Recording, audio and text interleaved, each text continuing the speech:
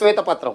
అసలు ఎవ్రీడే ఏం ఒప్పందాలు చేసుకున్నాం వాటి వివరాలన్నీ మీకు ఇచ్చి మీరు ప్రచురించిన తర్వాత విత్ ఎవిడెన్స్ విత్ డీటెయిల్స్ సంతకాలు ఒప్పందాలు చేసుకున్న వాళ్ళన్నిటిని మేము ఇచ్చినాం. అదే శ్వేతపత్రం కదా.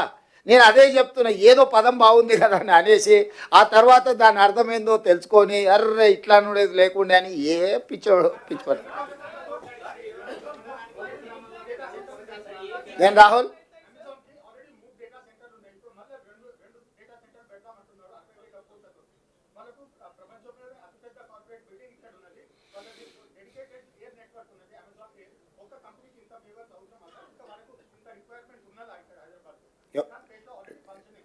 నీ అభిప్రాయమా వాళ్ళ అభిప్రాయమా? రాహుల్ వద్దంటావా పెట్టుబడి? ఇప్పుడు ఒక న్యూస్ ఛానల్ ఉందనుకో, రెండో న్యూస్ ఛానల్ వద్దని నిషేధిస్తావా? పొటెన్షియల్ ఉంటేనే పెట్టుబడి. వ్యాపారస్తుడు వ్యాపారం లాభసాటిగా ఉంటేనే పెడతారు. రాహుల్ని చూసి మొహమాట వాడి పెట్టుబడులు ఎవరు పెట్టరు. మొహమాటానికి వస్తే కాఫీ దాయిపిస్తారు తప్ప పెట్టుబడులు పెట్టరు. ఈరోజు మన ప్రభుత్వం యొక్క విధానాలు, ఈరోజు ఎనర్జీలో మనం తీసుకొచ్చిన ఓపెన్ యాక్సెస్ విధానం, ఈరోజు డేటా సెంటర్స్ని ఎక్కువ ఆకర్షించడం, దాదాపుగా డేటా సెంటర్స్కి రిలేటెడ్లో 1,00,000 కోట్ల రూపాయల పెట్టుబడులు ఎందుకు వచ్చినాయంటే గత ప్రభుత్వం యొక్క విద్యుత్ విధి విధానాలు, మా ప్రభుత్వం వచ్చిన తర్వాత తీసుకొచ్చిన ఎనర్జీ పాలసీతోని ఈరోజు మనం పెట్టుబడులను ఆకర్షించినాము. ఎప్పుడు కూడా పెట్టుబడులు ఆయా రాష్ట్ర ప్రభుత్వాల యొక్క విధి విధానాలను బట్టి పెట్టుబడులు వస్తాయి.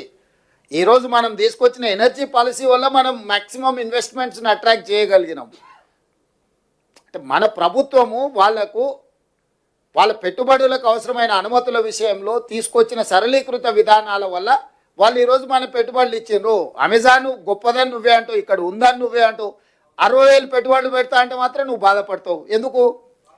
నువ్వంటే అదే నీ వెనకాల ఉన్న ఆయన గురించి, నువ్వంటే నువ్వు కాదు.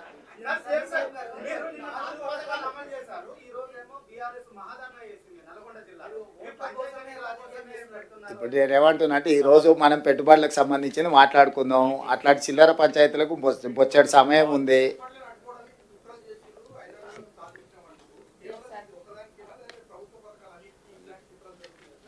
అది ఇక నువ్వు చెప్పాలి, నువ్వు విచారం. ఎందుకంటే నిర్మాణం మేము దేశంలో లేవు.